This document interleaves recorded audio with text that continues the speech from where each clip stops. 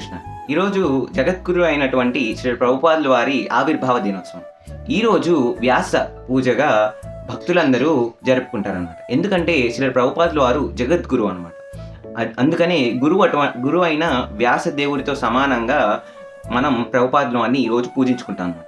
ఈరోజు భక్తులందరూ చేయాల్సిన 3 ముఖ్యమైన విషయాలు ఏంటంటే, మొదటిది నెంబర్ 1, మనం శ్రీ ప్రభుపాదుల వారి ప్రణామ మంత్రాన్ని చదివి అర్థం చేసుకొని గుర్తుపెట్టుకోవాలి, గురు మంత్రాన్ని.